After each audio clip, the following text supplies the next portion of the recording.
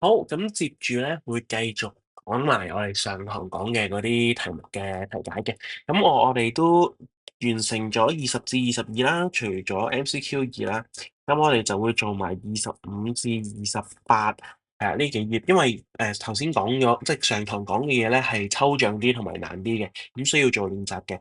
咁記得啦，即係禮拜3嗰一堂我答案我已經放咗上 Google Classroom，咁你哋去睇翻嗰一課嘅答案咧，嗰一課嘅答案咧應該直白啲嘅，容易理解嘅。咁有唔明嘅隨時 WhatsApp 我或者再去問我啦。好，咁而家我哋繼續落去第25頁咯喎。好，你應該已經完成咗噶啦。如果你真係未完成，你想睇答案嘅，你都可以聽咗題解，然之後再停低，適當嘅時候停低諗下啦，都唔好直接等我講晒啦。OK，盡量都。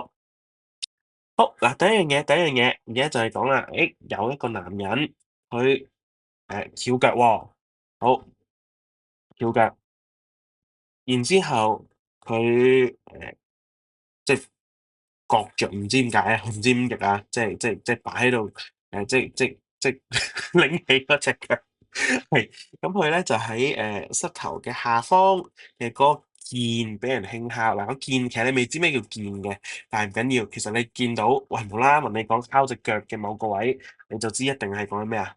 講緊膝弱反射啦，係咪先？膝弱反射啦，係其實我翻嚟會同大家再玩翻嘅，放心啦。呢個錘仔，然之後敲落去我哋中間嘅呢一個位，腱嚟嘅，其實叫做腱嚟嘅。咁你未知咩叫腱，我哋下一課學。好啦，你敲落去嘅時候，哇隻腳會踢起嘅喎，OK，係啦。咁而家就係講呢個反射動作入邊神經脈衝傳遞嘅路徑。嗱，第一件事。望一望呢個脊髓先，望一望呢個脊髓先。OK，嗱，我圈翻呢度係脊髓，OK，外面呢啲就叫脊神經，可以嘛？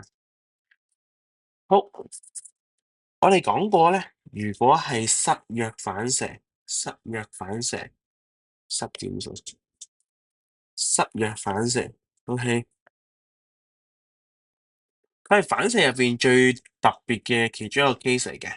佢最特別嘅位係咩咧？佢最特別嘅位係佢嘅反射弧淨係得兩個神經元，係冇中間神經元噶嘛。即係神經脈衝喺脊髓傳遞嘅呢個反射弧咧，佢係冇中間神經元噶喎。OK，咁好啦，即係代表其實而家呢兩條神經元，一條就會係感覺神經元，一條就會係運動神經元啦。呢一兩條嘅神經元。好，咁我哋就睇咯喎，我哋就睇咯喎。咁 P 同 Q，哇！呢度佢寫得有啲複雜啊，因為佢應該係想問 P 同 Q 應該係連接住呢兩條神經元嘅東西。OK，連接住嘅東西。咁第一樣嘢，我哋要知道咗邊一條係感覺神經元先啦。咁我哋用啲咩提示去諗咧？咁理論上你應該已經諗到咧，就呢個凸起咗嘅嘢啦。好，呢個凸起咗嘅嘢叫咩啊？仲記唔記得啊？呢個凸起咗一部分就叫背根神經節啊嘛。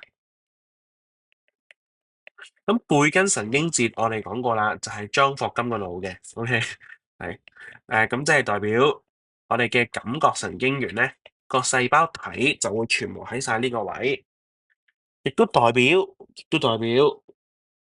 寫錯字，呢一條就係感覺神經元。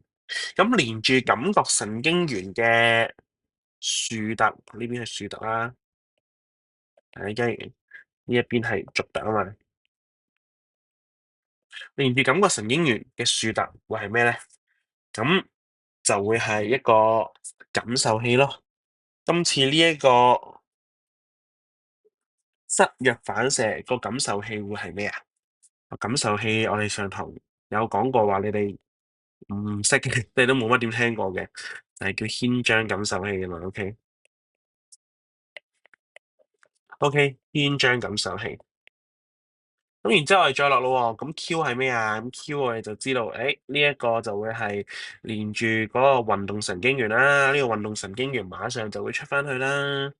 咁出翻去之後就會連住一個效應器啦。咁今次個效應器係咩啊？今次個效應器會係腳喎，要彈起隻腳喎，咁咪就應該係腳嘅一啲大腿嘅骨架肌咯。好，大概應該明我講咩嘅，係啦，咁所以記住，感覺神經元嘅話咧，就係接收感受器嘅信號，然之後運動神經元咧，就係放呢一啲神經嘅信號去俾效應器，效應器呢一度腳嘅收縮，其實即係講緊肌肉，OK，大腿嘅肌肉。好，然之後咧，佢就叫我標注翻兩個神經元。OK，咁我哋要識得標注啦。咁標注我哋講過啦，應該要用直線嘅，哇，畫到好混亂。好，拎開佢哋先。OK，好，好，求其擺喺隔離。好，我哋要標注喎，係，咁我哋用直線標注翻啦。嗱，呢一條頭先啱啱講過啦，呢條係咩啊？感覺神經元啊嘛。我唔寫晒啦，標注嘅一啲照靚啲啊。呢一個直線直線，OK，一條就係運動神經元咯。呢一度你係一個標注分有星星嘅一定會，OK。再落，如果喺 X 同埋 Y 嘅嗰個地方切咗條神經，佢對反射動作有咩影響？OK，X 同埋 Y，X 同埋 Y，OK，好，對反射動作有咩影響？嗱，我哋 focus 啦，最主要啦，最主要啦。我哋係講緊個反射動作有咩影響嘅，咁但係其實我哋都要描述翻嗰個完整嘅情況。咁我哋講過啦，其實我每次切呢一樣嘢咧，每次切呢一樣嘢咧，我哋應該都會係誒有幾個問題會問你噶嘛。即係例如我哋睇翻上次嗰一頁咧，我哋就會問啊，OK，反唔反射到？OK，感唔感受到？隨唔隨意動作到？但係今次咧，我主要淨係問反射動作啫，我主要淨係問反射動作啫，OK，係啦，咁所以即係我哋最主要嘅 focus 咧，應該就喺第一分呢一度，第一分呢一度，反射做唔做到咧？同埋點解會做唔到咧？OK，係啦，咁咧我哋好快咁樣答一答佢啦。好，第一件事，第一件事，而家呢個反射動作做唔做到先？反射動作做唔做到先？OK，咁我哋要知道個反射動作咧。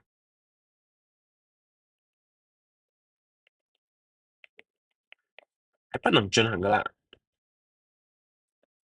不能發生啦，發生喎佢哋。好，反射動作不能發生，點解啊？點解啊？咁我哋要解釋嘅喎，點解要解釋喎？OK，好，呢個第一分啦，呢個第一分啦。好，第二分，第二分，我哋諗啦，如果我哋切斷咗，係啦，即係如果切斷咗之後，我唔抄啦，又係好難啊，唔好意思，算啦，我寫喺呢度。如果 X 同 Y 柱呢度切斷咗，個情況會係咩啊？個情況係我哋講過啦，嗰啲電，我哋呢度啲電即係神經脈衝啦，你呢度過唔過得去啊？過唔到去，咁你描述翻出嚟咯。係啊，神經脈衝，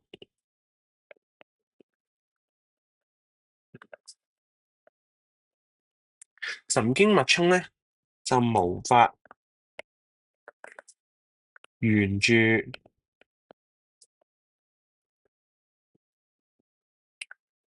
運動神經元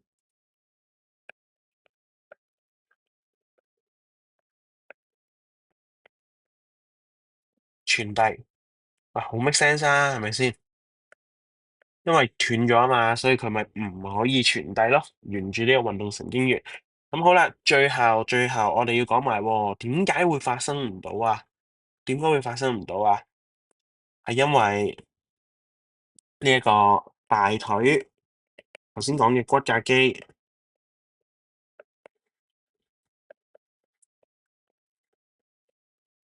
係唔會受到刺激啊，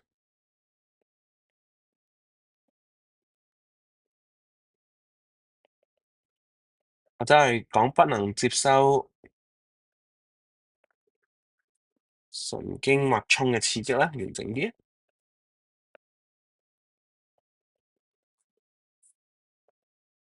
呢個刺激唔係 step one 嗰個刺激啊，我哋之前咪講 step one 嗰個刺激嘅，呢個唔係，呢個係講緊神經脈衝都會好似電佢咁樣刺激，OK，咁所以咧就唔會有反應嘅，係啊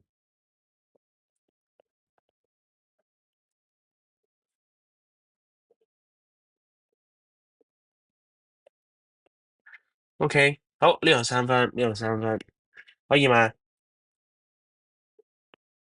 啊留咗個反應嗰個字，固不會收縮啊，唔好啊，我哋都要習慣呢樣嘢咧，唔好意思啊，呢度講得漏咗。我哋要習慣，我平時講嗰個 step one 咧，去到 step five 咧，嗰啲係框架嚟㗎，嗰啲係框架嚟㗎。你應該係會套用翻落去嘅實際情景嗰度嘅。例如我頭先都有個做得唔好嘅位咧，就係話哦，不會反應。反應即係咩咧？每一個情景嘅反應都唔同嘅，所以你應該要套翻落去嗰個適當嘅情景入邊講，呢個反應係收縮，OK？呢個反應係收縮，咁唔係其他反應，OK？好。呢度咧就會係 C 嘅答案，OK，咁恭喜大家完成第25頁，咁我哋就要再落咯喎，我哋仲有3頁要做嘅喎。嚟啦，下邊我哋就係一啲 DSE 嘅 MC 啦，嗱應該大家都大概做咗先睇呢條片嘅，未做嘅話你都可以停低或者一齊聽住咁樣諗啦。好，而家美斯好肚餓喎，我拎啲餸上台嘅時候咧，佢流口水啊，係啊，啲唾液突然間好多，呢一個係咩嘅情況咧？好，我哋見到個菜式，我哋就流口水。唾液係咪我哋控制到嘅嘢啊？控制唔到嘅喎。而呢一個反應咧，其實都係一個反射嚟嘅。OK，反射嚟嘅。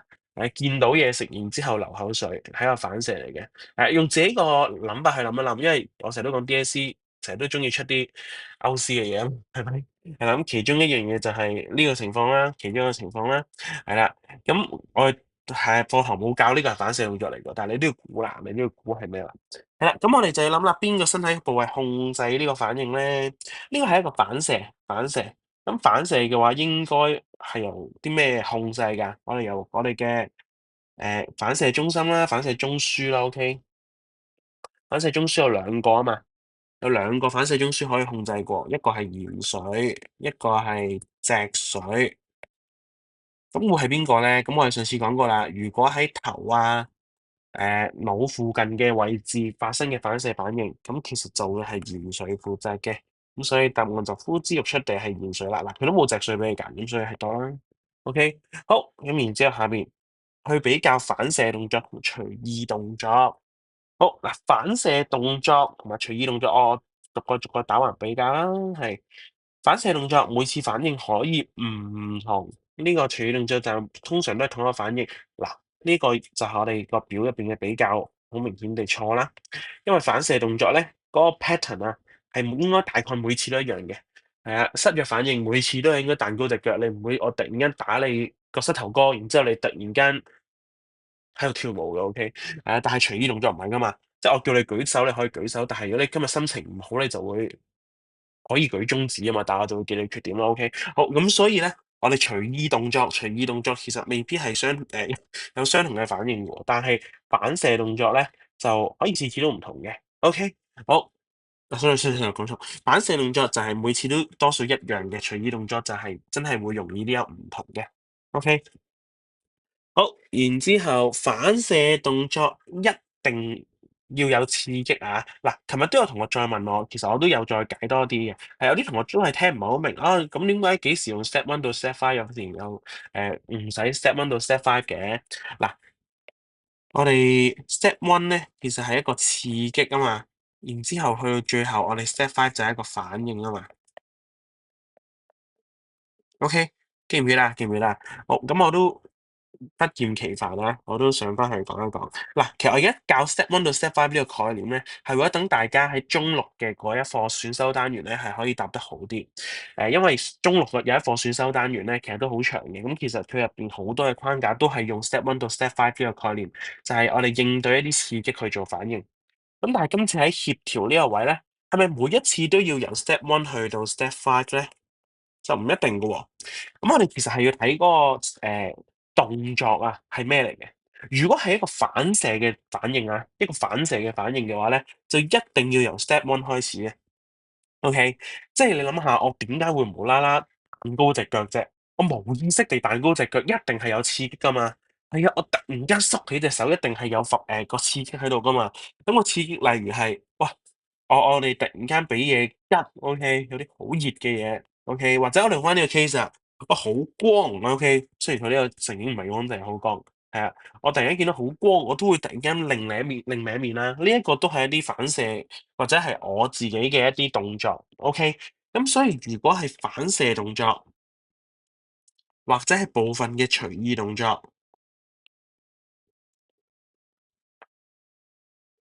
就一定會係由 step one 去到 step five 齊晒嘅。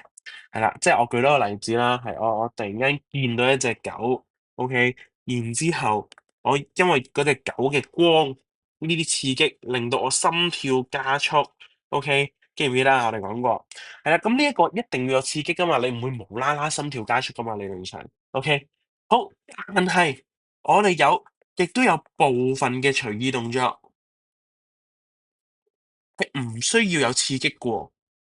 好，例如你今日發蹄騰，OK，突然間諗起你想喐下隻手，OK，唔好意思，等陣先，哦，sorry，係，唉，係，好真實啊，我唔 cut 片啊，費事咁煩，我繼續啊，好，例如我係突然間，你想跳舞，係啊，你就係突然間喺你個腦入邊突然間想跳舞，喂，完全冇任何刺激嘅喎，即係冇人叫你跳舞嘅喎，係突然間跳舞喎，OK，咁我哋即係發生咩事啊？其實我哋就可以由 step three 開始啦。我哋有時嘅隨意動作就係由 step three 開始嘅啫。就係我哋協調系統嘅大腦，OK，突然間心血來潮有啲嘢想做，OK，就由 step three 直接開始，OK，我哋個腦突然間，啊，我有喺聯合區，我哋聯合區有個諗法，然之後我就即刻開始做嗰個諗法啦，OK，係因為我思考噶嘛，聯合區都嚟。我聯合區諗完之後，哇！突然間好想跳舞，我就傳去運動區，就再運動區傳去我哋嘅效應器同埋做反應啦。咁我哋由 step three 成個大腦我哋都叫 step three 啊嘛，由 step three 直接開始都得嘅。好，咁所以呢度咧，我都再重申一樣嘢，就係唔係每一次都 step one 到 step five 嘅。咁咩時候唔使 step one two 都得咧？就係部分嘅隨意動作。OK，係唔需要 step one 同 two 嘅，即係你唔需要接受刺激，你都可以自己想做一個反應。OK，自己想做一個收縮嘅。好，咁所以反射動作其實係一定需要刺激啦。OK，一定需要刺激啦，而隨意動作反而先唔一定需要刺激。OK，咁所以 A 同 B 都錯。好，然之後反射動作係由感受器引發，隨意動作可以由腦部引發。誒，應該啱喎嗱，感受器就係接收刺激嘅 step two 啦。好，然之後腦部動作，sorry，隨意動作可以由 step three 開始嘅。好，咁我哋睇下仲有冇啲更好嘅答案啦。好，反射動作嘅效應器一定係肌肉，隨意動作嘅效應器可以係肌肉或者腺體。反射動作係咪一定係肌肉做反射嘅咧？嗱，我哋之前講過啦，之前講你嘅心跳加速，或者我哋講腎上腺素飆升，OK，腎上腺素飆升呢一啲全部都係腺體嚟噶嘛，腎上腺都係腺體嚟噶嘛，咁所以唔一定係淨係肌肉嘅，咁所以答都錯，答案就係 C 啦，OK，好。